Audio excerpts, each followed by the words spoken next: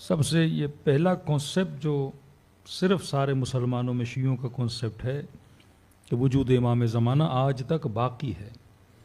ہمارا یہ کانسیپٹ نہیں کہ امام زمانہ پیدا ہوں گے، کہ زمین کبھی بھی ولی خدا سے خالی نہیں رہ سکتی، کیونکہ وجود ولی جو ہوتا ہے وہ بندوں اور خدا کے درمیان باعث فیض الہی ہوتا ہے. خدا اگر رزق دیتا ہے تو اس ولی کے توسط سے دیتا ہے، خدا اگر نعمت دیتا ہے تو اس ولی کے توسط سے دیتا ہے، کیونکہ جب تک یہ ولی خدا زمین پر ہے گویا زمین اپنی سانسیں لے رہی ہے. جس طرح بدن میں روح، اسی طرح زمین میں وجود ولی خدا. تو زمین کبھی بھی ولی خدا سے خالی نہیں رہ سکتی، اور خدا اسی ولی کے لیے کہہ رہا ہے کہ بقیت اللہ، ایک ایسا وجود جسے خدا نے آج تک باقی رکھا. فرمائے تمہاری زندگیوں میں باعث خیر ہے، باعث برکت ہے. تو یہ خوشخبری اور نوید ہے ان لوگوں کے لیے جو وجود امام زمانہ کو مانتے ہیں.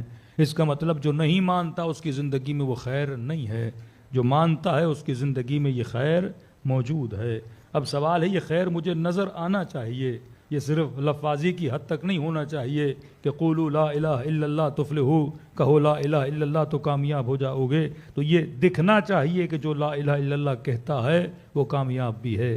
یہ نہیں کہ میں صرف نعرے کی حد تک باقی رہوں کہ ہاں بھائی مسلمان کامیاب ہیں کیونکہ لا الہ الا اللہ کہتے ہیں، اور مد مقابل جو اللہ کو نہیں مانتا، جو رسول کو نہیں مانتا، وہ آ کر مجھے کہے کہ جناب آپ تو ناکام ہو اور میں کامیاب ہوں. تو جس کامیابی کا ذکر خدا کر رہا ہے وہ کامیابی مجھے نظر آنی چاہیے. بٹ معاشرے کا مسئلہ یہ ہے کہ میں جسے کامیابی سمجھتا ہوں خدا اسے کامیابی نہیں سمجھتا، اور خدا جسے کامیابی سمجھتا ہے میں اسے کامیابی نہیں سمجھتا.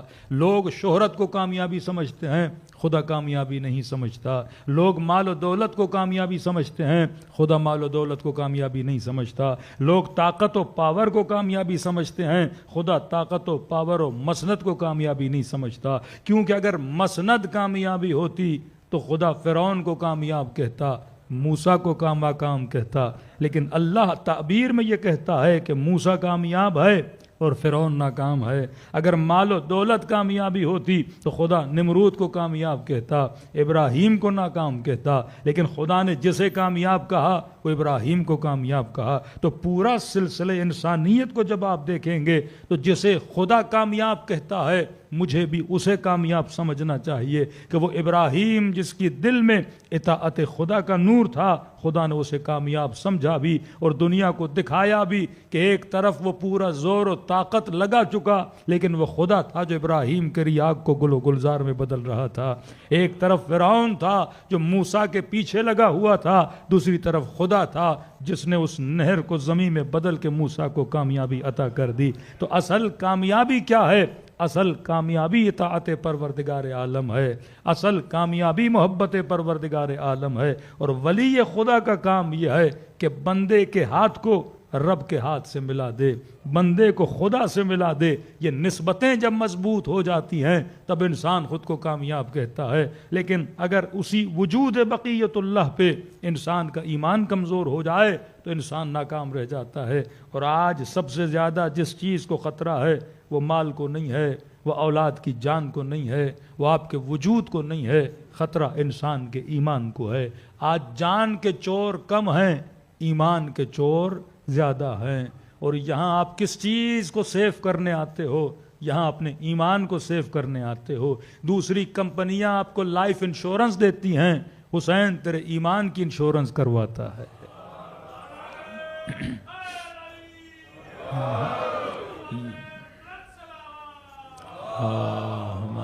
صلی اللہ محمد. فرمایا اگر امام سے جڑ جاؤ گے تو تیرا ایمان انشور ہو جائے گا. اور تاریخ بتاتی ہے جو ولی سے نہیں جڑے، نبی کے ساتھ گھومنے والے تھے پر ایمان انشور نہیں ہوا. لیکن جو اہل بیت کے ساتھ جڑ گیا اور جس نے خود کو انشور کر لیا، کوئی حر بن گیا، کوئی زہیر بن گیا، کوئی حبیب ابن مظاہر بن گیا. اور آج بھی جو ولی خدا سے جڑ گیا کوئی سید علی خامنئی بن گیا، کوئی دیکھو دنیا کے سارے لیڈرز کو دیکھو، جو دنیا کو اپنا امام سمجھتے رہے، جو دنیا کو اپنا رہبر سمجھتے رہے، جو دنیا کے طاقتوروں سے اپنی گائیڈنس لیتے رہے، وہ مرنے کے بعد مر جاتے ہیں، اور جو ولی خدا سے گائیڈنس لیتا رہا، جو اپنا رہبر ولی خدا کو مانتا رہا، وہ مرنے کے بعد بھی زندہ رہ جاتے ہیں۔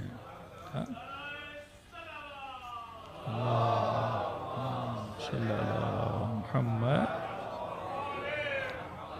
کس طرح خدا ان کو زندگی دے رہا ہے۔ لیبی میں آپ دیکھتے ہیں قذافی گیا تو پورا لیبی کیا ہو گیا؟ گر گیا۔ وہاں پہ دنیا کے لیڈرز گرتے ہیں اور حکومتیں کیا ہو جاتی ہیں؟ گر جاتی ہیں۔ یہ عجیب دنیا کا ملک ہے، لیڈر کو مار دیا جاتا ہے اور قوم اور زندہ ہو جاتی ہے۔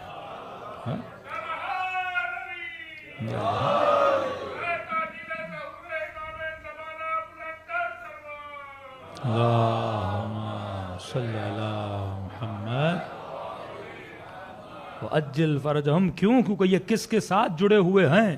ولی خدا کی محبت کے ساتھ جڑے ہوئے ہیں۔ انہوں نے اپنے وجود کو پروردگار عالم کے ساتھ جوڑ دیا ہے، اور جب ایسی قوت ایمانی ہوتی ہے پھر خدا انسان کو کیا دیتا ہے؟ عزت دیتا ہے۔ دراصل بتاتا ہے کہ شہید مردہ نہیں ہوتا، شہید زندہ ہوتا ہے۔ کیا زندہ ہوتا ہے؟ اس کی فکر زندہ ہوتی ہے، اس کی تعلیمات زندہ ہوتی ہے، اس کی وہ آئیڈیالوجی جو نسلوں کے ذہنوں پہ دے کر جاتا ہے، وہ آئیڈیالوجی، وہ خط و منش زندہ ہوتی ہے۔ یہی تو ولایت کا کنسپٹ ہے۔ ولایت ایک ایسا بحر ہے جو بحر کراں ہے، جس کا کوئی کنارہ نہیں ہے۔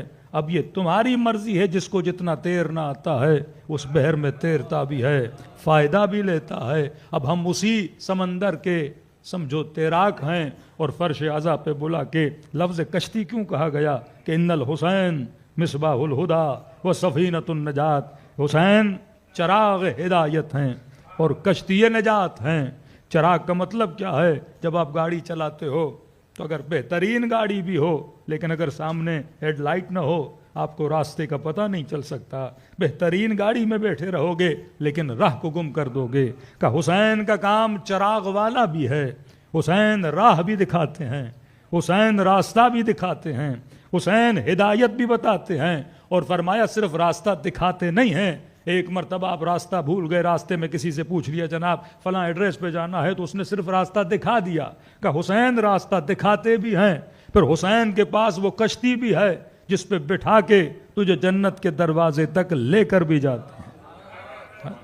دنیا کے مفتی راستہ بتاتے ہیں، حسین جنت تک لے کر جاتے ہیں، کیونکہ یہ جوانان جنت بھی ہیں۔ فرما یہ کشتی ہے، تصور کیا کرو مجلس حسین اسی کشتی کا نام ہے کہ امام حسین آپ کو اپنی کشتی پہ بٹھاتے ہیں، اور یہاں پہ آپ کی روحوں کو، آپ کے ذہنوں کو، آپ کے تصورات کو، آپ کی افکار کو کہاں تک لے کر جاتے ہیں؟ جنت کے راستے تک لے کر جاتے ہیں۔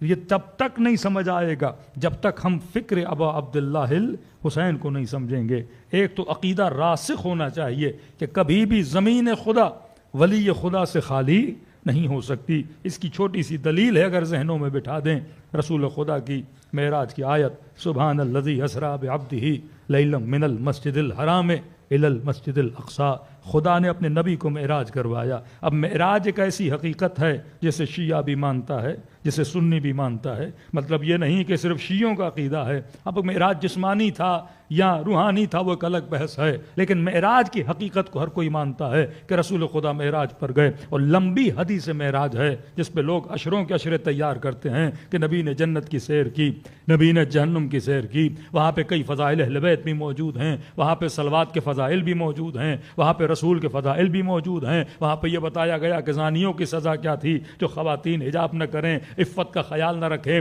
ان کو کون سی سزائیں دی جا رہی تھیں۔ ایک طرح سے گویا خدا نے مکمل جہنم اور جنت کے تصور کو رسول کے ذریعے سے بتا دیا۔ اب تمام تر اہل سنت اور تمام تر شیعہ مانتے ہیں کہ نبی جب معراج پر گئے تو کہتے ہیں وہ عالم یہ تھا کہ نماز شب کے لیے اٹھے تھے اور رسول خدا وضو کر رہے تھے، اچانک بلاوا آیا اور رسول معراج پر چلے گئے۔ کہتے جیسے معراج پر گئے وہ جو پانی بہ رہا تھا اس نے بہنا چھوڑ دیا، وہ جو دروازے کی کنڈی ہل رہی تھی اس نے ہلنا چھوڑ دیا، بستر کی گرمی جیسی تھی وہیں پہ رک گئی۔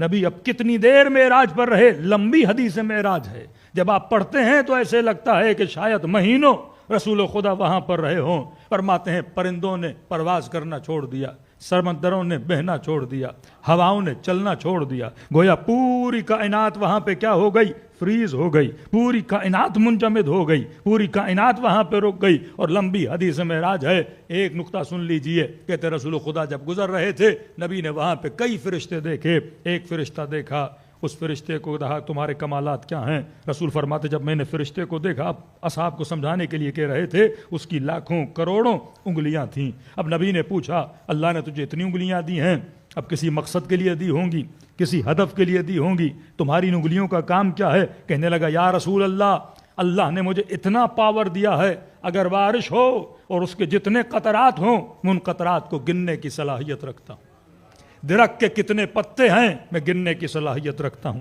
ریت کے کتنے ذرے ہیں میں ان کے گننے کی صلاحیت رکھتا ہوں، سمندر کے اندر کتنی مخلوق ہے میں مخلوق کا پتہ لگا سکتا ہوں۔ نبی نے فرمایا اتنی صلاحیت تو ہر شے کو گن سکتا ہے، کہ آسمان کے ستاروں کو، کہکشانوں کو، انسانوں کی مخلوق کو، ہر شے کو گننے کی صلاحیت موجود ہے۔ پھر رسول خدا نے فرمایا یہ بتا کوئی ایسی چیز ہے جسے تو بھی نہ گن سکے؟ جو مچھلیوں کی تعداد کا پتہ لگا لے، جو ستاروں کی تعداد کا پتہ لگا لے، جو پتوں کی تعداد کا پتہ لگا لے، کہ یہ بتا کوئی ایسی چیز ہے جسے تو بھی نہ گن سکے؟ کہنے لگا ہاں یا رسول اللہ، جب آپ پر اور آپ کی آل پہ کوئی صلوات بھیجتا ہے، اس کے ثواب کو آج تک میں نہیں گن سکا۔ صلوات پڑھے محمد و آل محمد۔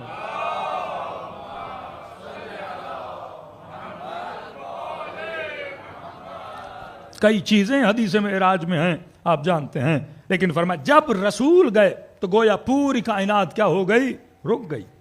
سمندروں نے بہنا چھوڑ دیا، پرندوں نے اڑنا چھوڑ دیا، گویا پوری کائنات کو، ایک مووی چل رہی ہے آپ اسے پوز کر دیں تو مووی کیا ہو جاتی ہے؟ رک جاتی ہے۔ گویا پوری کائنات پوز ہو گئی، پوری کائنات وہاں پہ تھم گئی، اور کہا جیسے رسول خدا کائنات میں واپس آئے تو پھر سمندروں نے بہنا شروع کر دیا، کونڈی نے ہلنا شروع کر دیا، پانی نے بہنا شروع کر دیا، پرندوں نے چہچہانا شروع کر دیا۔ تو اصحاب نے کہا یا رسول اللہ یہ ماجرا کیا تھا کہ جب آپ گئے تھے تو کائنات رک گئی تھی، جب آپ آئے تو کائنات نے چلنا شروع کر دیا؟ تو نبی نے فرمایا میری مثال ایسے ہے کہ روح فی الجسد، جیسے روح بدن میں ہوتا ہے، ابھی تو دیکھ بھی رہا ہے، تو سن بھی رہا ہے، تو چل بھی رہا ہے، کس چیز کی وجہ سے؟ روح کی وجہ سے۔ کہ جیسے روح بدن سے نکلتی ہے گویا بدن مردہ ہو جاتا ہے، حرکت کرنا چھوڑ دیتا ہے، سماعت وہیں پہ ختم ہو جاتی ہے، بینائی وہیں پہ ختم ہو جاتی ہے، اور کہا جیسے روح بدن میں واپس آ جاتی ہے، بدن میں حرکت آ جاتی ہے۔ تو فرمایا میں ہوں روح ہے کائنات،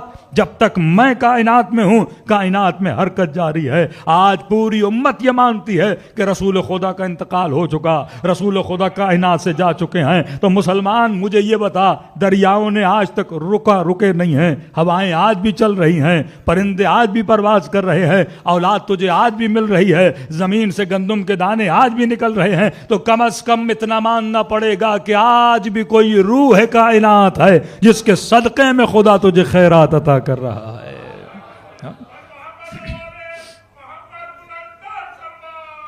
اللہم صلی علی محمد۔ اور اسی روح کائنات کا نام ہے حجت خدا، فرزند زہرا، امام زمانہ، جس کے صدقے میں ہمیں سب کچھ خدا عطا کر رہا ہے۔ یہ وہ نور فیض الہی ہے جس کی وجہ سے انسان کو، نہ صرف شیعوں کو، ہر وہ انسان جاندار بلکہ حیوان جاندار جو یہاں پہ سانسیں لے رہا ہے، ان پر جو فیض ہو رہا ہے وہ کس کی وجہ سے؟ امام کی وجہ سے۔ کہ نور متصل بین الارض والسماء، ایک ایسا نور ہے جس نے زمین اور آسمان کو آپس میں ملایا ہوا ہے۔ اب آپ سوچیں اگر آپ اس فیض مطلق کے ساتھ مل جائیں، اس امام زمانہ کے ساتھ آپ کے قلوب مل جائیں، تو انسان کی زندگی اعلیٰ سے اعلیٰ ہو جائے۔ اور وہ تب تک نہیں ملیں گے جب تک امام زمانہ کے عقیدے کو اپنے دلوں میں راسخ نہیں کرتے۔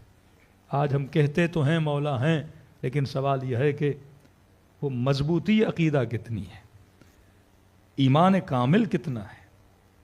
کہ لا مؤثر فی الوجود کہیں تو صحیح کہ میرے وجود میں اللہ کے علاوہ کوئی اثر ڈالنے والا نہیں، پر خدا پر یقین کتنا ہے؟ اصل منزل یقین ہے. جب تک ہم منزل یقین پہ نہیں پہنچتے تب تک امام زمانہ کی محبت ہمارے دلوں میں نہیں آتی. ایک جوان کا واقعہ ہے. ایک مولانا کہتے ہیں کہ ہم نے سفر کرنا تھا شہنشاہ ایران کے زمانے میں تہران سے مشہد کے لیے. تو کہتے ہیں بسوں کا سفر ہوتا تھا کوئی 14 گھنٹے 15 گھنٹے 16 گھنٹے. اور شہنشاہ ایران کا زمانہ تو یہ بھی نہیں پتہ ہوتا تھا کہ ہم سفر کون ہوگا راستے میں. اسپیشلی جب آپ ایسے ملکوں میں رہیں جہاں پتہ نہ ہو ساتھ میں کوئی شرابی نہ آ کے بیٹھ جائے, کوئی نشیڑی نہ آ کے بیٹھ جائے, کوئی ملحد نہ آ کے بیٹھ جائے, تو آدمی کا دل کرتا ہے کہ ہم سفر کوئی اچھا ہو تاکہ 14-15 گھنٹے تھوڑی بہت باتیں بھی ہو جائیں, تھوڑی معلومات میں اضافہ بھی ہو جائے اور سفر بھی گزر جائے. تو کہتا میں دعا کرتا رہا پروردگارا. پاسٹ میں کہہ رہے تجربہ اچھا نہیں رہا تھا, اوپر سے مولانا بھی تھے, تو ایسا نہ ہو کہ ہم سفر ایسا ہو اور ہم سے پوچھیں مولانا ہیں اور وہ دشمن دین ہو. جیسے آپ کینیڈا میں رہتے ہیں اور کہیں پہ سفر پہ جائیں کوئی ضد انقلابی ایرانی آ کے بیٹھ جائے اور آپ کہیں کہ ایران کے آپ قصیدے پڑھیں اور وہ آپ کو یہاں کی وہاں کی سنا دے, تو پورا سفر کیا ہو جاتا ہے, تلخ ہو جاتا ہے. تو اس نے نیت کی کہ پروردگار کوئی اچھا بندہ میرے ساتھ بیٹھے. تو کہتا جیسے ٹکٹ لیا بس میں بیٹھا, ونڈو سیٹ پہ میں بیٹھا تھا, اور اچانک ایک نوجوان آیا اور بڑے بڑے بال تھے, پیچھے سے اس نے بالوں کو باندھا بھی ہوا تھا, اور آ کے میرے ساتھ بیٹھ گیا. تھوڑا اسٹوڈنٹ ٹائپ تھا. تو کہتا فوراً میرے ذہن میں تھوڑی نیگیٹیوٹی آئی کہ بھائی ینگ سا بچہ ہے اور تھوڑا مجھے لگا کہ کوئی دیندار نہیں ہے. تو اس نے کہا بھائی ہمیشہ دعا کرتے ہیں اور دعا کا نتیجہ الٹا ہی ہوتا ہے. تو کہتا بیٹھ گیا, چلنے لگی. جیسے بیٹھا زیادہ بات چیت نہیں ہوئی, اس نے اپنے بیگ سے چھوٹی سی بک نکالی اور کتاب پڑھنے لگا. اسی طرح ہم جا رہے تھے. میں نے کہا زیادہ انٹرسٹڈ بھی نہیں ہے تو لہٰذا ہم بھی اپنے ذکر خدا میں اور مختلف چیزوں میں مشغول ہو گئے. کہتا 2-3 گھنٹے گزرے. گزرنے کے بعد جو بس ڈرائیور تھا وہ ریڈیو اسٹیشن چینج کر رہا تھا, اور اچانک چینج کرتے کرتے اذان کی آواز آئی. تو اس آواز سے مجھے پتا چلا کہ وقت اذان ہو گیا ہے, لہٰذا نماز پڑھنی ہے. لیکن کہہ رہا میں چپ رہا. ڈرائیور کو کون کہے کہ بس کو روکو, یہ شہنشاہ ایران کے زمانے کے تھے, غصہ ہو جاتے تھے, اپنی مرضی سے روکتے تھے. تو کہتا میں سوچ ہی رہا تھا کہ ڈرائیور کو بولوں یا نہیں بولوں, کہاں پہ روکو گے, کب روکو گے, وقت نماز ہے, ہم نے نماز پڑھنی ہے. اور کہتا سوچ ہی رہا تھا کہ یہ جوان اٹھا اپنی چیئر سے اور جا کے ڈرائیور کو بولا کہ جناب سن بھی رہے ہو کہ ریڈیو میں اذان کی آواز آ رہی ہے, گاڑی روکو, میں نے نماز پڑھنی ہے. کہتا میں پریشان ہو گیا کہ پروردگارہ لگتا ہے دعا قبول ہو گئی کہ میں نے کہا کوئی نیک بندہ میرے ساتھ بیٹھے, اب مولوی ہوتے ہوئے اتنی ضرورت نہیں, اور یہ ایک عام سا سادہ سا جوان اٹھا اور کہا جس سے توقع بھی نہیں تھی کہ ڈرائیور گاڑی روکو, نماز پڑھنی ہے. کہ ڈرائیور نے اس کو سنا دی کہ بھائی میں نہیں روکوں گا, اتنے گھنٹے کے بعد روکوں گا. اس نے کہا نماز میری قضا ہو جائے گی, صبح کی نماز کا وقت ہے, وقت گزر جائے گا, نماز قضا ہو جائے گی, آپ کا کام ہے روکو. اس نے کہا تجھے نماز پڑھنے میں اتار دیتا ہوں, ہم آگے چلتے ہیں. کہتے یہاں پہ ایک طرح سے تھوڑا سا جھگڑا ہو گیا. اب میں بھی اٹھ گیا اس جوان کے پیچھے, جناب مجھے بھی نماز پڑھنی ہے. لیکن سارے لوگ تھے, انہوں نے کہا بھائی سونے کا وقت ہے, آپ ہمیں تنگ کر رہے ہو نماز کے لیے. تو ڈرائیور نے کہا میں اتار دوں گا. اس نے کہا ٹھیک آپ اتار دو. کہ اتنے میں لوگوں نے کہا بھائی نماز پڑھنے دو, کیوں جھگڑا کر رہے ہو, بیچ میں روکو. تو ڈرائیور مان گیا. کہتے گاڑی رکی, ہم اترے. اس جوان کے صدقے میں نے بھی نماز پڑھی. پڑھنے کے بعد پھر آ کے بس میں بیٹھے. اب جب گاڑی چلی میں نے کہا اب بات کرنے کا موقع بنتا ہے, نمازی جوان ہے. تو میں نے کہا جوان میں طالب علم ہوں, یہ میرا نام ہے, مشہد جا رہا ہوں امام رضا کی زیارت کے لیے, آپ کہاں جا رہے ہیں؟ کہ میں بھی غریب الغرباء کی زیارت کے لیے جا رہا ہوں, سال میں یہ دن میرے ہوتے ہیں کہ امام کی زیارت کو جاتا ہوں. کہ مجھے ایک بات سمجھ نہیں آئی, میں طالب علم اور مولانا بھی ہوں, مجھ میں یہ ضرورت نہیں تھی کہ ڈرائیور سے جا کے بات کروں اور بحث کروں کہ گاڑی کو روکو, لیکن مجھے آپ کی چیز سمجھ میں نہیں آئی. اتنے پابند صلاۃ کہ خود اٹھے, ڈرائیور کو کہا, گاڑی کو رکوایا اور نماز کو پڑھا, اور آپ کے صدقے میں اللہ نے شرف ہمیں بھی دیا, ہم نے پڑھا. اس کے پیچھے ماجرا کیا ہے؟ اتنے دیندار, کیا والد کی وجہ سے ہو, ماں کی وجہ سے ہو, خود اس نتیجے پہ پہنچے ہو کہ اہمیت نماز ہے. تو جوان نے کہا نہیں میں اتنا دیندار تھا نہیں, لیکن حجت خدا نے مجھے دیندار بنایا. صلوات پڑھیں مولا کی. امام زمانہ نے مجھے دیندار بنایا. یہ سالم نے کہا میں اور پریشان ہوا کیا مطلب امام زمانہ نے کہ ہمیں تو ہدایت اس سے اور اس سے ملی اور آپ تو ڈائریکٹ ہدایت کی باتیں کر رہے ہو؟ کہ کیسے؟ کہ دیکھو میں نوجوانی میں، میرا باپ بڑا غریب تھا، کسان تھا، لیکن اس نے پائی جمع کر کے مجھے ہائر ایجوکیشن کے لیے آسٹریلیا بھیجا تھا۔ اب آپ کو پتہ ہے فیسیں کتنی ہوتی ہیں، تو میرے باپ جمع کرتے تھے، کچھ میں وہاں پہ کام کرتا تھا اور اپنی جاب بھی کرتا تھا اور پڑھائی بھی کرتا تھا۔ کہتا ہے میری یونیورسٹی کا آخری سیمسٹر تھا۔ اب آخری سیمسٹر کا مطلب پیسے بھی اتنے نہیں تھے، بس پڑھائی ختم کر کے میں نے واپس جانا تھا، بوڑھا باپ ہے، اور آخری سیمسٹر کا آخری ایگزام تھا۔ ٹکٹس ہم نے بک کر لی کہ ایگزام جیسے ہوگا میں ایران واپس چلا جاؤں گا اپنی ڈگری لے کر۔ کہتا ہے اب آسٹریلیا آپ کو پتہ ہے بہت بڑا ہے، اب دور دور ہمارے گھر تھے، وہاں پہ بسیں لینے آتی تھیں اور پھر یونیورسٹی لے کر جاتی تھیں، تو میں بس میں بیٹھا، تقریباً 2-2.5 گھنٹے ہمارا راستہ تھا یونیورسٹی تک، اور بڑا آسٹریلیا، بیچ میں سنسان راستے۔ تو کہتا جب بس چلی اور اتفاق سے ہمیشہ اس بس کے ساتھ جاتے تھے، لیکن اس دن وہ جو پبلک بس تھی وہ وہاں پہ خراب ہو گئی بیچ راستے میں۔ ڈرائیور نے بڑی کوشش کی، اب میرے ایگزام دیر ہو رہا ہے اور آج یہ ایگزام مس ہو گیا، مجھے اتنا ویٹ کرنا پڑتا اور نہ میرے پاس پیسے تھے، واپس بھی جانا تھا، والد صاحب کی طبیعت بھی صحیح نہیں تھی، وہ بھی منتظر تھے، ٹکٹس میں نے بک کروا لی تھیں۔ تو میں ڈرائیور کو کچھ تو کرو، اس نے کہا نہیں، میں نے بہت چیک کیا لیکن یہ بس چلنے والی نہیں ہے۔ کہا انتظار کرتے ہیں کوئی گاڑی آئے، کا ٹائم گزرتا گیا لیکن کوئی گاڑی آئے نہ، ایسے سنسان جگہ پہ بس خراب ہوئی۔ کہتا اتنے میں پریشانی کا عالم کہ بھائی ایگزام تو میرے ہاتھ سے گیا، پیسے بھی ضائع ہو گئے، اتنا مجھے اور رکنا پڑے گا۔ تو کہتا ہے ایسے سوچ ہی رہا تھا، جب میرے والد مجھے آسٹریلیا بھیج رہے تھے تو بار بار ایک چیز مجھے کہتے تھے کہ میرے لال ہم شیعہ ہیں، ہم 12 امامی ہیں، 11 امام شہید ہو چکے ہیں، 12واں پردے غیب میں ہے، اور انہی 12ویں کا یہ کہنا ہے کہ جب بھی مشکل میں گرفتار ہو یہ نہ دیکھنا مشکل بڑی ہے یا چھوٹی ہے، کوئی بھی مشکل ہو فرمایا اپنے امام کے ساتھ رجوع کیا کرو۔ کہ تب عقیدہ اتنا نہیں تھا، لیکن انسان جب مشکلات میں پڑتا ہے تو ہر دروازہ کھٹکھٹانے کی کوشش کرتا ہے۔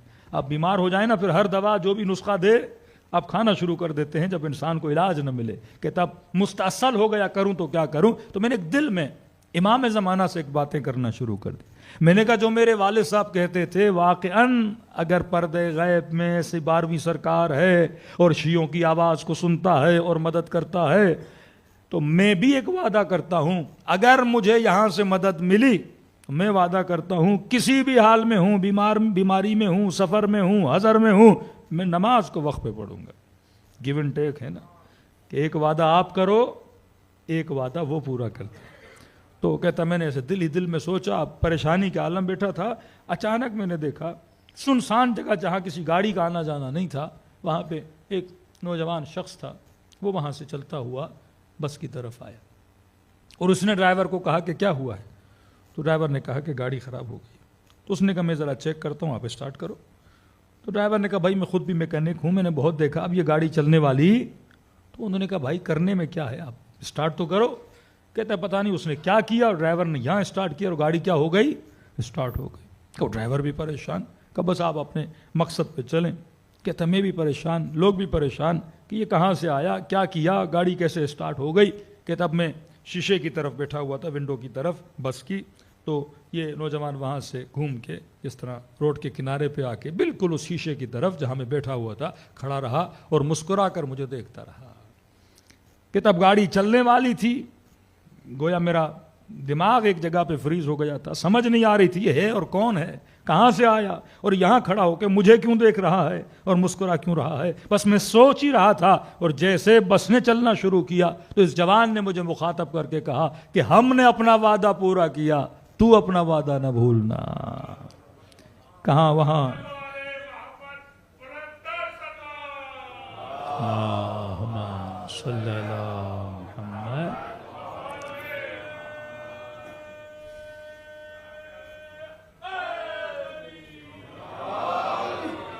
ہم نے اپنا وعدہ پورا کیا، تم اپنا وعدہ نہ بھولنا۔ اگر ربط ہو انسان کا، اگر ایمان مضبوط ہو حجت خدا پر، تو انسان کی وہ مدد بھی کرتے ہیں۔ یہ تو وہ امام ہیں جو پردے غیب میں ہیں۔ یہاں سے لوگ کربلا جاتے ہیں، حرمہائے اہل بیت میں جاتے ہیں، وہاں پہ معجزات ہوتے ہیں ان لوگوں کے ساتھ. یہ کوئی 2-3 سال اربعین کا واقعہ ہے کہ ایک خاتون بڑی حسرتوں کے بعد اربعین پہ گئی اور لوگوں نے منع کیا نہیں جاؤ آپ کا بچہ بہت چھوٹا ہے, اس کا کوئی 6 مہینے 7 مہینے کا بچہ, شیر خوار بچہ, لیکن شوق تھا کہ میں اربعین پہ جانا ہے, کہ بہت رش ہوتا ہے, کراؤڈڈ جگہ ہے. اس نے کہا نہیں میں نے جانا ہے.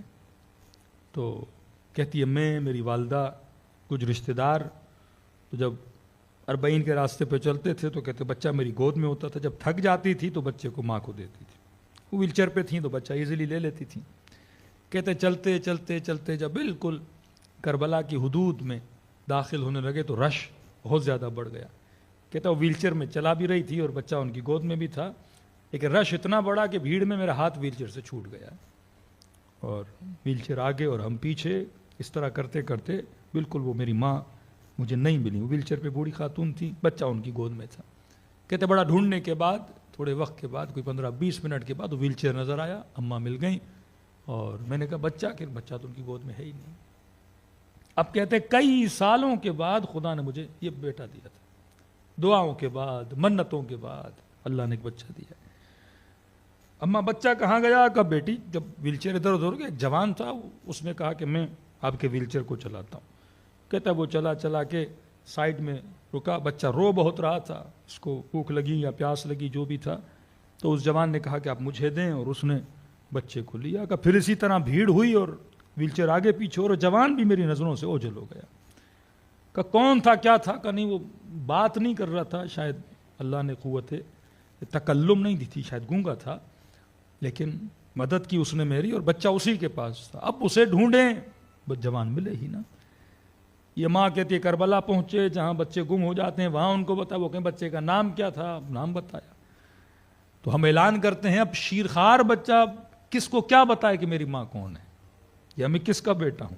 5 سال کا بچہ ہو, 6 سال کا بچہ ہو, بچہ بتا بھی لے, لیکن ایسا بچہ جو بالکل شیرخوار ہے, جس نے لیا اس نے بھی کوئی بات نہیں کی, کرے تو کیا کرے. یہ ماں کہتی ہے ایک دن گزر گیا. اب تصور کرے اگر ماں کا بچہ گم ہو جائے اور اتنے سالوں کے بعد خدا اولاد دے اور پھر وہ بچہ بھی گم ہو جائے, تو کہتی ہیں 1 دن گزرا, 2 دن گزرا, 3 دن گزرے.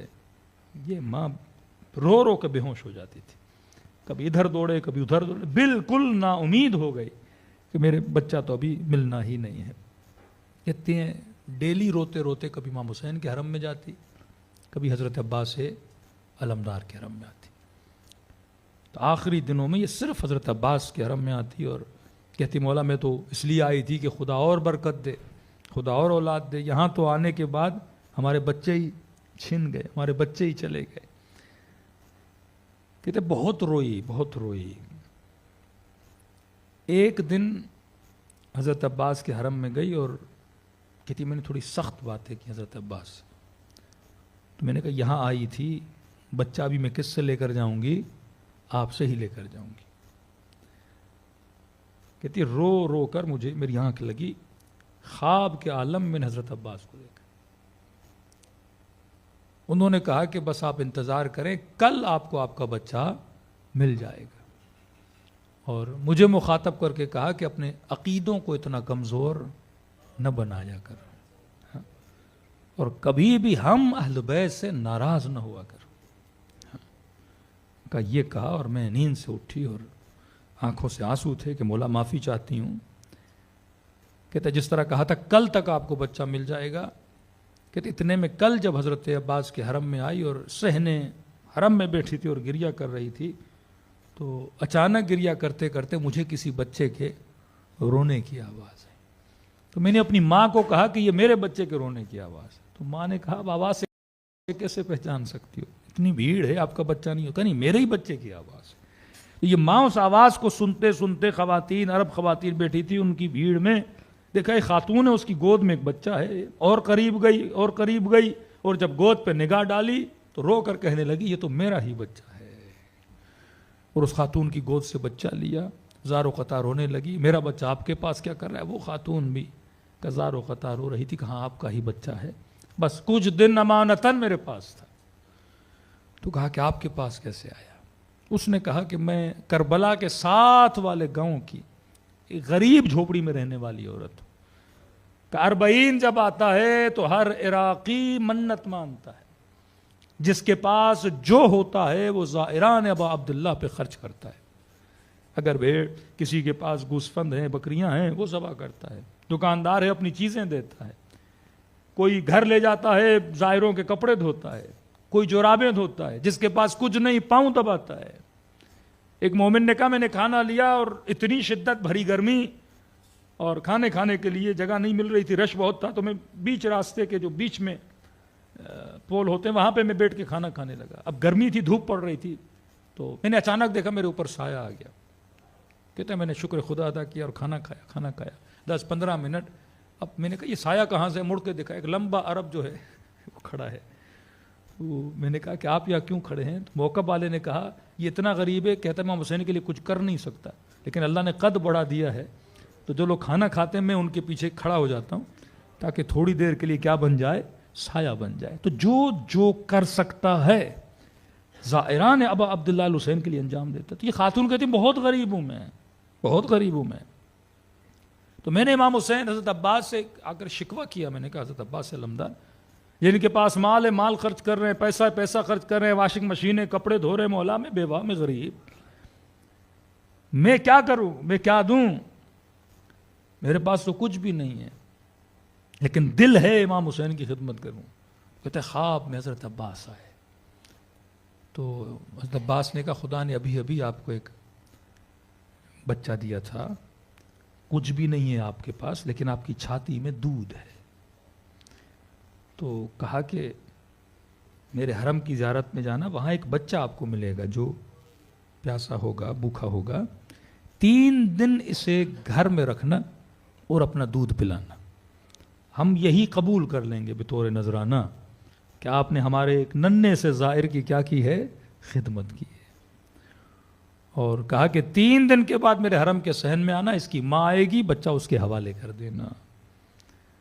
تو کہتی ہے میں ڈھونڈ رہی تھی مجھے بچہ کہاں سے ملے گا. ایک دن ایک جوان تھا، اس کی گود میں بچہ تھا اور زار و قطار ہو رہا تھا، اور میں نے پوچھا بچہ کس کا ہے؟ وہ اشارتاً سمجھا رہا تھا کہ مجھے نہیں پتا کسی کا ہے، لیکن یہ اتنا بھوکا ہے، اسے آپ کچھ نہ کچھ دیں یا کچھ کریں، آپ خاتون ہیں. کہتی مجھے وہ خواب حضرت عباس یاد آ گیا. میں فوراً اس کو گھر لے گئی. 3 دن میں نے اس بچے کی خدمت کی، اسے دودھ پلایا. آج منتظر تھی، ڈیلی آتی تھی کہ کب اس کی ماں آتی ہے اور مجھ سے بچہ لے کر جاتی ہے. یہ کنیکشن اگر انسان کا اہل بیت کے ساتھ مضبوط ہونا، یہ عقیدہ اگر انسان کا مضبوط ہو جائے کہ جتنا آپ کو اپنی اولاد کی فکر ہے، آپ سے زیادہ محمد اور آل محمد کو فکر ہوتی ہے. جتنا آپ کا بچہ اگر گمراہی میں چلا جائے، نادانیوں میں چلا جائے، ایک باپ کو دکھ ہوتا ہے، آپ سے زیادہ محمد اور آل محمد کو دکھ ہوتا ہے. کیونکہ رسول نے فرمایا انا و علی ابوا ہذہ الامہ، میں اور علی اس امت کے باپ کی حیثیت رکھتے ہیں. شاید مجھے اپنے اولاد کی اتنی فکر نہ ہو جتنی اہل بیت کو فکر ہے. اور واللہ اگر فکر نہ ہوتی تو حسین کبھی کربلا نہ جاتے. مدینے میں سکینہ بھی بچی ہوئی تھی، مدینے میں بھی زینب کی چادر بھی بچی ہوئی تھی، مدینے میں علی اکبر کی جوانی بھی بچی ہوئی تھی. ہاں، لیکن میں سوچتا ہوں اگر مولا حسین کربلا نہ جاتے، کربلا نہ ہوتی، تو آج کینیڈا میں یہ سینٹر بھی نہ ہوتا. آج مومن جو مومن سے ملا ہوا ہے، یہ کس کی وجہ سے؟ حسین ابن علی کی وجہ سے. واللہ یہ فرش عزا، یہ مجلس حسین، یہ ذکر ابا عبداللہ آپ کی نسلوں کو ایک ساتھ کیا کرتا ہے؟ جوڑتا ہے. آپ دیکھیں دوسری قوموں میں اور شیعوں میں زمین و آسمان کا فرق ہے، کیونکہ خدا نے ان قوموں کو یہ نعمت نہیں دی ہے جو خدا نے نعمت آپ کو دی ہے. آپ کی نسلیں فرش عزا پہ آتی ہیں، ان کو پتہ چلتا ہے کہ حق کیا ہے، باطل کیا ہے. آج ان کے 60 سال کے بوڑھے سے پوچھو کہ یزید پہ لعنت کر سکتے ہیں کہ نہیں، ہچکچاتے ہیں جواب دینے میں. پتہ بھی ہے ظلم کیا ہے، پر ظالم کو ظالم کہنے کی ہمت نہیں ہے، ظالم کو ظالم کہنے کی ضرورت نہیں ہے. لیکن فرش عزا کا نتیجہ ہے، آپ فرش عزا سے 6 سال کے بچے کو اٹھا کے پوچھو یزید پہ لعنت کرنی چاہیے کہ نہیں، آپ پوچھو گے وہ لعنت بھیج کے بتائے گا. یہاں پہ حق و باطل کی پہچان کی جاتی ہے. وہاں پہ تو یہ نسلوں کا ذہن بنا دیا کہ قاتل بھی جنتی ہے، مقتول بھی جنتی ہے، مارنے والا بھی جنت میں، مرنے والا بھی جنت میں. لیکن یہاں یہ سوچ نہیں دی جاتی. یہاں ظالم کو ظالم بتایا جاتا ہے، قاتل کو قاتل بتایا جاتا ہے، مقتول کو مقتول بتایا جاتا ہے، کیونکہ آپ حق شناس ہو، آپ حق کو باطل کی تمیز کرنا جانتے ہو۔ آپ کے 7 سال کا بچہ یہ سمجھ جاتا ہے کہ ظالم سے میں نے محبت نہیں کرنی، ظالم کو ظالم بولنا ہے، مظلوم کو مظلوم بولنا ہے۔ آج واقعاً مظلومان جہاں کے لیے اگر کوئی آواز اٹھاتا ہے، یعنی آپ تصور کریں جن دولتوں کے پاس، جن حکومتوں کے پاس پیسہ، جن کے پاس اسلحہ، جن کے پاس طاقت، جن کے پاس پیٹرول، جن کے پاس گیس اور مختلف خزانوں کے انرجیز ہیں، وہ ملک خاموش ہیں، اور ایک یمن کے غریب لوگ جن کے پاؤں میں پھٹے ہوئے جوتے ہیں، جن کے پاس نہ پیٹرول ہے، جن کے پاس نہ پیسہ ہے، لیکن جرت تو دیکھیں، رشادت تو دیکھیں۔ یہ وہ شجاعت علوی تھی، یہ وہ کربلا کا ہدیہ تھا۔ کیوں کوئی آواز اٹھاتا ہے؟ کیونکہ حق و باطل کی پہچان آ گئی ہے۔ آج مسئلہ پہچان کا بھی نہیں ہے، کسی کو حق و باطل کا پتہ بھی ہو لیکن جرت نہیں ہے۔ حسین پہچان بھی دیتے ہیں، حسین جرت بھی دیتے ہیں، حسین جرت بھرے دل بھی دیتے ہیں، جرت بھری زبانیں بھی دیتے ہیں۔ یہ عزت خدا نے کس نے آپ کو دی؟ محمد اور آل محمد کو۔ میں کل ہی آپ کے تو نہیں بلکہ ظالموں کے ٹرمپ صاحب جو ہیں تقریر سن رہا تھا، جب سعودی عرب گئے تھے تو وہ بن سلمان کو کہتے ہیں کھڑے ہو جاؤ میرے لیے تالیاں بجاؤ۔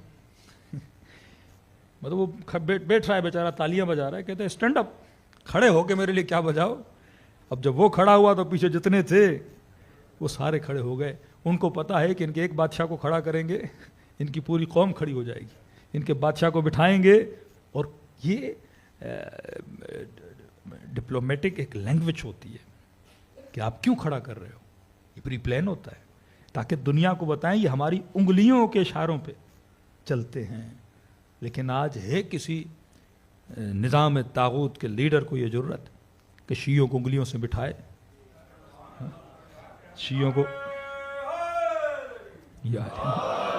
آپ دیکھے کریں حوثیوں کے وہ جو نوجوان فوجی کھڑا ہوتا ہے اور بات کرتا ہے، ان کا جو اسپوک پرسن ہے وہ انگلیوں سے اشارے دیتا ہے۔ حسن نصر اللہ جب تقریر کرتے تھے تو انگلیوں سے اشارے کرتے تھے کہ تم ہمیں انگلیوں پہ نہیں چلا سکتے، ہم ارادے الہی پہ چلنے والی قوم ہیں، ہاں ہم عبد الہی ہیں، ہم خدا کے اشاروں پہ چلتے ہیں، ہم تمہارے اشاروں پہ چلنے والے نہیں ہیں۔ اور دنیا نے دیکھ لیا اگر بہادر نسلیں کہیں پہ ملتی ہیں اور بہادر کوک اگر کہیں پہ موجود ہے، وہ شیعہ مائیں ہیں جو بہادر نسلوں کو پیدا کرتی ہیں۔ اور واقعاً شیعہ بچے کیسے بہادر نہ ہوں؟ جو بچہ بچپن سے فرش اعضاء پہ آتا ہے، علی اصغر کی شہادت سنتا ہے، 14 سال کے قاسم کی شہادت سنتا ہے، 18 سال کے علی اکبر کی شہادت اور رشادت سنتا ہے، کس طرح یہ جوان میدان میں گئے، کس طرح وہ ماں حسرت کھا کے کہہ رہی ہے حسین ابن علی میرے آقا، کل اکبر کی ماں اکبر کو قربان کرے گی، کل قاسم کی ماں قاسم کو قربان کرے گی، لیکن میرا علی اصغر 6 مہینے کا ہے۔ اب ماں کہہ رہی ہے اے کاش یہ جوان ہوتا، اے کاش یہ تلوار اٹھا سکتا، اے کاش میدان کارزار میں جاتا، اپنی جان کو آپ پہ قربان کرتا۔ ارے چند گھنٹوں کی ملاقات ہے وہاب قلبی کی ماں، جب بیٹے کا سر قلم کر کے اس ماں کی طرف پھینکا جاتا ہے۔ یہ کام اگر سیدہ زینب کرتی تو سمجھ آتا کہ تربیت پائی علی کی گود میں، تربیت یافتہ فاطمہ و زہرا ہیں، لیکن وہاب قلبی کی ماں ہم راہ ہوئی سیدہ زینب کے ساتھ، خیموں میں بیٹھیں، اس قدر جلا دے دیا بی بی زینب نے اس کے قلب کو، اس قدر رشادت عطا کر دی کہ جب جوان بیٹے کا کٹا ہوا سر اس کے قدموں میں آتا ہے، سر اٹھا کے واپس پھینکتی ہے کہ میں ان کی ماننے والی ہوں جو اللہ کی راہ میں ایک بار دے دیں کبھی واپس لینے کے لیے تیار نہیں ہوتی۔ اور واللہ آج آپ دیکھیں شہداء کی مائیں، میں کل دیکھ رہا تھا ایک ماں نے 8 بیٹے شہید دیے، 8 بیٹے، اس کی کلپ موجود ہے انٹرنیٹ پر، کہتی اگر اللہ 9 بھی دیتا تو میں اس راہ میں کیا کر دیتی؟ قربان کر دیتی۔ یہ رشادتیں، یہ بہادریاں کہاں سے ملیں؟ فرش عزا حسین ابن علی سے ملیں۔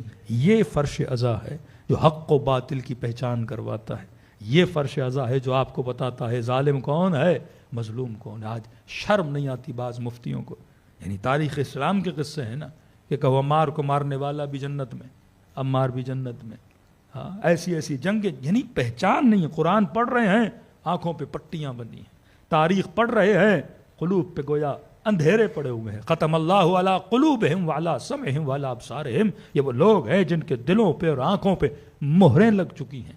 آپ شکر خدا ادا کرو، خدا نے تم کو قلب سلیم عطا کیا ہے. کس کی وجہ سے؟ حسین ابن علی کی وجہ سے. یاد رکھو دنیا محل انتخاب ہے، یہاں صرف چنا جاتا ہے. سورہ سجدہ کی آیتیں پڑھا کریں. اللہ کہتا ہے دنیا صرف محل انتخاب ہے، یہاں چناؤ ہے، یہاں نتیجہ نہیں ہے. نتیجہ کہاں ہے؟ آخرت میں ہے. اور فرمایا مومنین جب اپنے نتیجے کو دیکھیں گے تو فرمایا ان کے دل خوشی سے سرشار ہو جائیں گے. اور فرمایا جنہوں نے ظلم کو منتخب کیا، یہ سنت الہی ہے. شاید کوئی کہے کہ اللہ روکتا کیوں نہیں؟ اللہ نہیں روکتا. اللہ نے اختیار دیا. کوئی ایٹم بم بھی پھینکنا چاہے اللہ نہیں روکے گا، کیونکہ دنیا محل انتخاب ہے.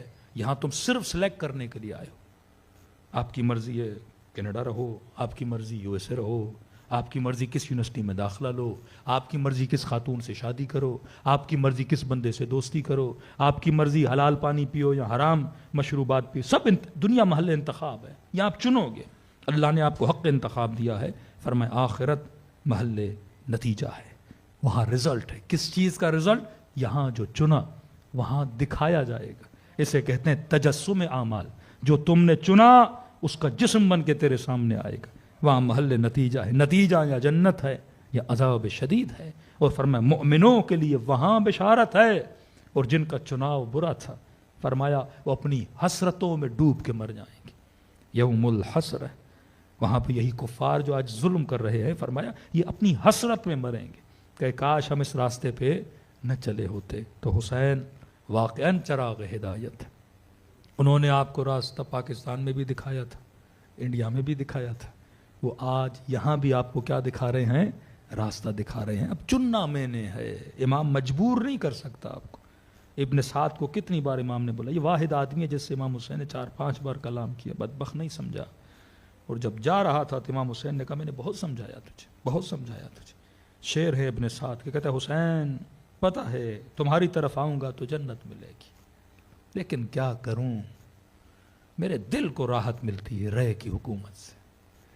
حسین تو وعدہ دے رہا ہے، تو قرض دے رہا ہے، لیکن یزید کیش دے رہا ہے، لکھ کے دیا ہے. جب اس لکھے ہوئے کو میں کیسے چھوڑوں؟ یہاں آپ کا سر قلم کروں گا، وہاں شعر رے کی مجھے کیا ملے گی؟ حکومت ملے گی. امام نے کہا مانتا تو ہے نا کہ حسین نے علیہ باللہ کبھی جھوٹ نہیں بولا؟ کہ نہیں، آپ نواز رسول نے جھوٹ نہیں بولتے. بولا فرما میں کہہ رہا ہوں، میں کہہ رہا ہوں شہر رے کی حکومت تو دور، وہاں کی گندم کی دانہ بھی تجھے نصیب نہیں ہوگا.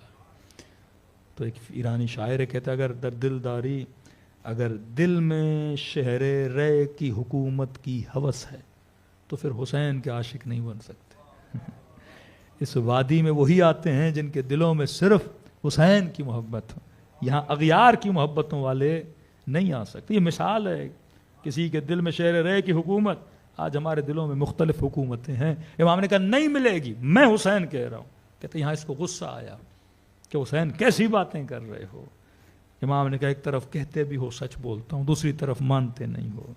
ایک طرف تجھے وعدہ دے رہا ہوں تیرے بچے بچ جائیں گے، تیرا گھر بچ جائے گا، مدینے والا باغ تیرے نام پہ کر دوں گا، ادھر آ، ادھر جنت ہے.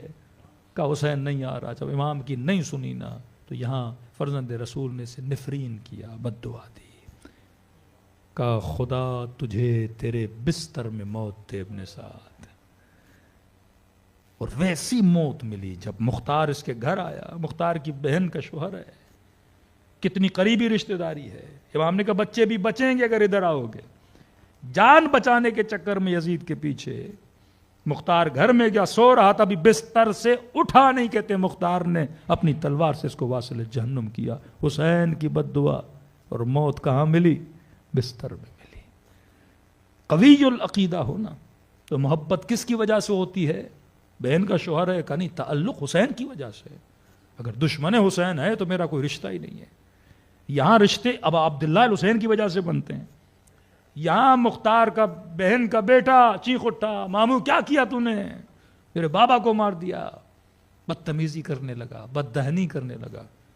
مختار نے پوچھا ان سے اس نے بھی کربلا میں کچھ کیا تھا کہ نہیں؟ کہاں مختار یہ حسین کو پتھر مار رہا تھا. یہ تو تھا جو اپنے باپ کو اکسا رہا تھا. کہتے تلوار نکالی، اپنے سگے بھانجے کو مختار نے وہاں پہ سر قلم کیا. تاریخ بتاتی ہے جنہوں نے رشتوں سے بھی محبت کی تو حسین کی وجہ سے. انی سلم لمن سالمکم وحرب لمن حاربکم. یہاں تعلق بنتا ہے امام حسین کی وجہ سے. کسی کے دل میں سید علی خامنہئی کی محبت ہے تو ان کی ذات کی وجہ سے نہیں ہے, حسین ابن علی کی وجہ سے, جو زندگیاں دین کے لیے گزار دیں. سید حسن نصر اللہ آپ دیکھیں کہ پوری زندگی کس لیے گزاری. ایک انسان جوانی سے بیٹا قربان کیا, پوری زندگی خدمت دین میں گزر گئی. کوئی سوشل لائف نہیں ہے, گھومنا پھرنا نہیں ہے, جس طرح آپ لوگوں کی آزادانہ زندگیاں ہیں. ایک انسان زندگی صرف کر رہا ہے. اب خدا کا وعدہ جس نے میرے لیے زندگی گزاری, اس کی شہادت کے بعد میں اس کی محبت مومنوں کے قلوب میں ڈال دوں گا. ہاں, عید قربان ہو کہ زیارت حسین کی پڑھو, شب قدر شہادت علی کا زیارت حسین کی پڑھو, عید فطر ہو کہ زیارت حسین کی پڑھو, ولادت حسن کی کا زیارت حسین کی پڑھو, ولادت امام زمانہ کی 15 شعبان کا زیارت حسین کی پڑھو. ہر جگہ زیارت حسین کی پڑھو. کہا کیوں کہ حسین نے میرے ذکر کو زندہ رکھا, میں حسین کے ذکر کو زندہ رکھوں. اللہ کا وعدہ ہے. حدیث معصوم میں فرمایا خدا کبھی بھی حرارت ذکر حسین کو مومنوں کے دلوں میں بجھنے نہیں دے گا. دنیا قوموں کو کچھ گھڑیوں کے لیے مست کرنے کے لیے گانے سناتی ہے, نشے کرواتی ہے, پارٹیاں کرتے ہیں نا, خوشیاں کیسے مناتے ہیں, اسی طرح جنگوں میں فوجیوں کو ایکٹیو رکھنے کے لیے ان کو نشے دیتے ہیں. ایک پوری متھ ہے اس کے پیچھے کہ خواتین کو فوجوں میں بھرتی کیوں کیا جاتا ہے, فوجیوں کے انٹرٹینمنٹ کے لیے. امریکہ میں سب سے زیادہ ریپ کیسز امریکن آرمی میں آتی ہے خواتین کے ساتھ. جا کے نیٹ پہ آپ سرچ کریں. وہ اسرائیل کی فوج ہو, وہ کردش فورسز آپ دیکھتے ہیں, ان کو ایکٹیو رکھنے کے لیے. داعش جب ختم ہوئی تو جب انہوں نے دیکھا کہیں پہ آئس پڑی تھی, کہیں پہ نشے پڑے تھے, مطلب یہ طریقے ہیں لوگوں کو ایکٹیو کرنے کے لیے. بلڈ بہانا آسان نہیں ہے, خون خرابہ کرنا مذاق نہیں ہے. لیکن آپ الہی فوجوں کو دیکھیں. امام حسین نے کہا کہ کہہ دو اپنے ساتھ سے کہ حسین ایک رات کی مہلت مانگتا ہے, ایک رات. اب وہ پریشان, کیا کرو گے ایک رات میں؟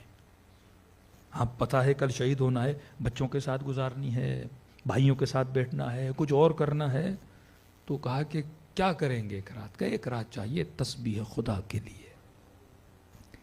لشکر یزید کے سپاہی کہتے ہیں حسین کے خیموں سے تسبیح الہی کی آوازیں ایسی آ رہی تھیں جیسے شہد کی مکھیاں چھتے پہ آوازیں کرتی ہیں. پوری رات سبحان اللہ کی آوازیں آ رہی تھیں. آج آپ دیکھیں 30 دن ہو گئے جنگ کو, میں ڈیلی دیکھ رہا ہوں یہ بہادر شیعہ قوم جو ایران میں ہے, ڈیلی سڑکوں پہ اس قوم کو کس نے کھڑا کیا؟ ایران کے ذاکروں نے, ایران کے مداحوں نے. ذکر ابا عبداللہ کر رہے ہیں, نوحیں پڑھ رہے ہیں, رشادت امیر المومنین کے قصے سنا رہے ہیں. تو ہمارے قلوب زندہ ہیں کس کی وجہ سے؟ محمد اور آل محمد کی وجہ سے. اب پاکستان میں سیاسی جلسے بھی ہوتے ہیں, لوگوں کو کس طرح زندہ رکھتے ہیں, وہ گانا بجانا ترانوں کے چکر میں. لیکن ہماری قومیں زندہ رہتی ہیں ذکر ابا عبداللہ. یہاں جو شہید بھی ہو گئے, شہید قاسم سلیمانی, مختلف سب کے آپ سنیں. یہ صبح جنگ ہوتی تھی, رات کو مثلا نماز شب میں رہتے تھے, دعائے کمیل پڑھتے تھے, زیارت عاشورہ پڑھتے تھے, خود کو امام حسین کے ساتھ منسلک. ان کی دعائیں عجیب ہوتی تھیں. کوئی کہتا تھا مجھے شہادت ایسے دے خدا جیسے حضرت عباس کو دی, کوئی کہتا تھا خدا شہادت ایسے دے جیسے امام حسین کو دی. اور واقعاً کہتے ہیں ان کو شہادتیں ویسی ملتی تھیں. کسی کے بازو قلم ہو جاتے تھے, شبیہ حضرت عباس بن جاتا تھا. کسی کا دھڑ ملتا تھا, سر نہیں ملتا تھا. بالکل وہ دعا جو اس نے کی, مجھے ابا عبداللہ حسین جیسی شہادت دے, بدن میں سر نہیں ہوتا تھا. واقعاً شہید حججی کی ماں کہتی میں بہت روتی تھی اپنے بیٹے کے لیے, کیونکہ ایک مرتبہ آپ کو پتہ چلے آپ کا بیٹا شہید ہو گیا, یہ ایک الگ بات ہے, لیکن ایک مرتبہ اس کی ویڈیو ریلیز ہو جائے کہ اس بچے کا سر کیسے کاٹا گیا, وہ ماں نے دیکھی, ڈیلی روتی تھی کہ پتہ نہیں میرے بچے کو کتنی تکلیف ہوئی ہوگی جب سر کٹا ہوگا. کہتی خواب کے عالم میں اپنے بیٹے کو دیکھا کہ اماں مجھے کوئی تکلیف نہیں ہوئی, یہاں گردن پہ چھری آئی اور بس جب چلنے لگی تو میری نگاہ چہرے اطہر حضرت عباس پہ پڑی. کب بس دیکھا مجھے نہیں پتا چلا. اس زیارت نے اتنی لذت تھی کہ اماں مجھے درد کا پتہ نہیں چلا. ماں کو راحت مل گئی اس دن کے بعد. تو ہمیں دکھنے میں کئی چیزیں ایسی لگتی ہیں, لیکن وہ جو عالم ہے جو عالم نور ہے، جو عالم فیض الہی ہے، خدا ہم سب کو اس عالم کے ساتھ منور فرمائے. دنیا میں بھی زندگی نورانی، وہاں بھی زندگی نورانی. تو میرے عزیز، اس فرش عزا سے، محمد اور آل محمد سے اپنی نسلوں کو جوڑ کے رکھیں. میں نے بڑا مایوس دیکھا ہے ان ماں باپ کو جنہوں نے بچوں کو فرش عزا سے دور رکھا. یہاں سے بچہ دور تو سمجھو دین سے دور، دین سے دور، اہل بیت سے دور، اہل بیت سے دور. پھر وہ نسلیں بڑھاپے میں اولڈ ہاؤسز میں ہی نظر آؤ گے، اور وہ بچے آپ کو نہ خدمت کرتے ہوئے نظر آئیں گے، کیونکہ جو آپ کا خادم نہیں وہ حسین کا خادم بھی نہیں بن سکتا. جو آپ کا احترام نہ کرے وہ عبداللہ الحسین کا بھی احترام، جو ماں کا ادب نہ کرے وہ سیدہ زہرا کا بھی ادب نہیں کر سکتا. یہ ابتدا ہے، اس کا ادب کرو گے تو اس کا بھی کر سکتے ہو. تو نعمت الہی فرش عزا ہے. آج جو ماحول دیکھ رہے ہو یہ صرف کربلا کی وجہ سے. امام خمینی فرماتے ہیں کہ اگر محرم اور سفر نہ ہوتا تو اسلام نہ ہوتا. یہ محرم اور سفر ہے تو اسلام کی وجہ سے. اور بڑے کریم ہیں ابا عبداللہ الحسین. بارہا اپنی مجالس میں کہہ چکا کہ ایک بوڑھا جب تڑپتا تھا امام حسین کے لیے، مولا مجھے کربلا بلاؤ، اور نہیں جا پایا. شکایت کی کہ مولا امیروں کو بلاتے ہو، صحت مندوں کو بلاتے ہو، لگتا ہے غریبوں کے امام نہیں ہو. کہتا سو گیا خواب کے عالم میں مولا کی زیارت ہوئی. پر میں کبھی نہ کہا کرو کہ حسین صرف امیروں کا امام ہے، صحت مندوں کا امام ہے. کہ بوڑھے انتخاب تیرا ہے، زندگی میں ایک بار بھی آ سکو، ایک بار بھی کربلا ضرور آنا، کیونکہ مرنے کے بعد پھر عالم برزخ میں بڑے پچھتاوے میں چلے جاؤ گے کہ کاش میں جاتا. کیونکہ وہ اس زیارت کا ثواب جو وہاں ملتا ہے کہ اگر ایک بار آتے ہو تو ہم 3 بار تجھ سے ملنے آتے ہیں. اس کا شرف کا مولا بدتمیزی بے احترامی نہیں کرنا چاہ رہا تھا، معذرت خواہ ہوں، ڈر تھا مر جاؤں گا، منکر و نکیر پوچھیں گے. اتنا عاشق حسین تھا، 3-4 زیارتوں کے ثواب تو لے کر آتا. مولا میں کیا کروں، بیماری کی وجہ سے نہیں آ پا رہا، میں کیا کروں، تنگ دستیوں کی وجہ سے نہیں آ پا رہا. امام نے فرمایا سخی اور ہیں، ہم سخاوت سے بھی اعلیٰ درجے پر ہیں، ہمیں کریم بولا کرو. سخی وہ ہے جو مانگنے پہ دیتا ہے، کریم وہ ہے جو نہ مانگنے پہ عطا کرتا ہے. کہ ہم کریم ہیں. اے مومن وہ بھی کربلا ظاہر جا رہے ہیں، پہنچے بھی نہیں ہوں گے، پہنچیں گے تو حسین کی زری کو دیکھیں گے. لیکن تو کتنا باشرف ہے کہ خود حسین تیرے پاس آئے، تو حسین کے چہرے کی زیارت کر رہا ہے. اب کہا آ سکو تو آؤ، نہ آ سکو تو ہم تجھے بتاتے ہیں وہ کام کیا کرو. خوف ہے نہ مر جاؤ گے، نام اعمال میں زیارت حسین نہیں. کہا جی میرے مولا. امام نے فرمایا خلوص دل سے، جب دل تڑپے نا حسین کی زیارت کے لیے، خلوص دل سے مجھ حسین کو ایک سلام کیا کرو. ہم کہیں گے لکھیں تیرے نام اعمال میں تو نے زیارت حسین کا ثواب کمایا. مولا اتنا آسان ہے آپ کی زیارت. امام نے فرمایا جب مجھ غریب کو سلام کرو، اگر نہ چاہتے ہوئے تیری آنکھوں میں آنسو آ جائے. ایک مرتبہ ہم کوشش کر کے روتے ہیں، ایک مرتبہ نہیں، دل ٹوٹتا ہے اور بے ساختہ آنکھوں سے آنسو آتے ہیں. کہ اگر یہ کیفیت تیرے اوپر آ جائے اور مجھے سلام کرو اور یہ کیفیت آ جائے کہ اس وقت نہ سمجھنا یہ آنسو تیرے ہیں، حسین نے تجھے تیرے سلام کا جواب بھیجا ہے. میں نے کسی استاد اخلاق سے سنا تھا اور کسی طالب علم نے ان سے پوچھا کہ ہم حرم معصوم میں جاتے ہیں نا، اجازت مانگتے ہیں، اسے کہتے ہیں اذن دخول. ادخل یا اللہ، ادخل یا رسول اللہ، ادخل یا ملائکۃ اللہ تحت هذه البقعۃ الشریف.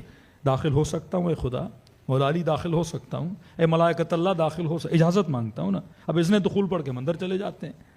تو کہا کہ مجھے ادباً تو ہم پڑھ رہے ہیں، کیسے پتہ لگے اجازت ملی ہے کہ نہیں. وہاں پہ علماء یہی فرماتے، کہتے کہ اذن دخول پڑھتے پڑھتے اسی طرح دل ٹوٹے اور آنکھوں سے آنسو جاری ہوں، کب سمجھ جانا کہ حسین نے تجھے آنے کی اجازت دے دی ہے. اور یہ کیفیت نہ ہو، حرم چلے تو جاؤ لیکن اگلی بار پھر کہو مولا وہ کیفیت نہیں ہو رہی، مجھے وہ اجازت دیں. ایک مومن نے یہ سنا ہماری مجلس میں، خود اس نے بتایا کہ مولانا جب میں گیا کربلا تمہیں انتظار میں تھا وہ کیفیت آئے. کہتے اذن دخول پڑھا، نہیں آئی وہ کیفیت، بالکل نارمل تھا، آنکھوں سے آنسو نہیں بہے. کہتا ہے کہ داخل ہوا حرم ابا عبداللہ الحسین میں، تو یہاں گنج شہداء اس کی میں نے زیارت کی. اب سوچ رہا مولا وہ کیفیت آئے تو مجھے پتا چلے آپ نے اجازت دی ہے نا. کہتا ہے زیارت کی گنج شہداء کیفیت نہیں ہے, عبد المطمئن نہیں ہے. کہتا ہے زری اب عبداللہ الحسین پر گیا, مولا کی زری کو بوسہ دیا ادھر ادھر, لیکن کیفیت طاری نہیں ہوئی. کہتا ہے حبیب ابن مظاہر کی قبر پہ گیا زیارت کی, کیفیت طاری نہیں ہوئی. اب کہتا ہے مایوس ہو گیا کہ مولا لگتا ہے آپ نے قلب سے راضی نہیں ہے, مولا مجھے اجازت دیں کہ میں آپ کے حرم میں آیا ہوں تاکہ مطمئن ہو جاؤں کہ امام حسین نے بلاوا دیا ہے.